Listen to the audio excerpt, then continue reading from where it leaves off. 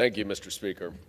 I rise today in opposition to H.R. 2, which is a cruel and draconian bill that demonizes asylum seekers, harms unaccompanied migrant children, and defunds programs that support nonprofit organizations and local governments that are essential to the humane processing of asylum seekers coming to our shores hoping for a better life. And in just a brief response to the gentleman from Florida, our law says that anyone crossing the border anywhere can apply for asylum. So there is no such thing as lawful asylum and unlawful asylum. And in fact, this is an area that we should address in a bipartisan way. We are in desperate need for comprehensive immigration reform. We need thoughtful and effective border security. We need more immigration judges to process asylum applicants. We need more visas for those to enter this country legally. And we need a pathway to citizenship that all of our ancestors have benefited from. But this bill is the opposite of that. It was unilaterally written by House Republicans as a partisan messaging bill with no chance of becoming law. And with this bill, Republicans are putting politics over people.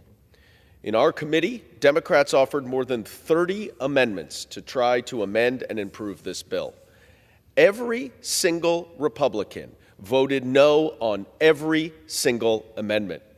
One even expressed shock that Democrats would dare to try to change their bill.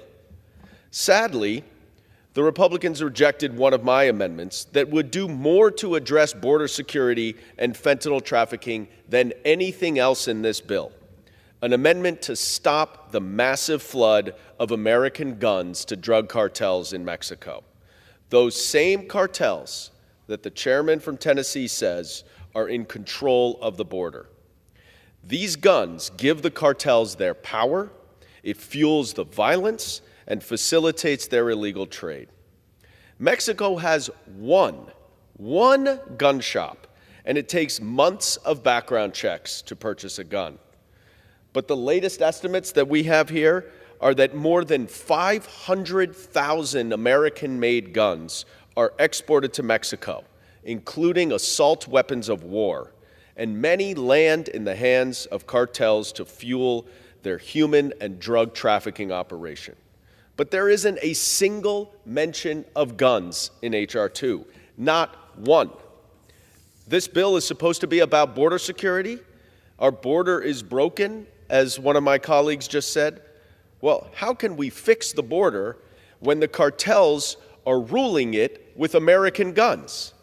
Any serious attempt to secure our borders has to address the exportation of more than 500,000 American guns per year to Mexico. But just like the gun violence epidemic the gentleman from Mississippi is recognized. Would you like to yield more time? 30. Yield the gentleman an additional minute. The gentleman from New York is recognized for a minute. Thank you, Mr. Thompson. Just like the gun violence epidemic that is ravaging our country, Republicans refuse to address the source of the problem. We need comprehensive immigration reform, meaningful solutions to address our broken immigration system, and to live up to our American values. This bill is nothing of the sort. Instead, it turns a real crisis that needs serious solutions into a political messaging tool. I therefore urge my colleagues to vote no, and I yield back the balance of my time.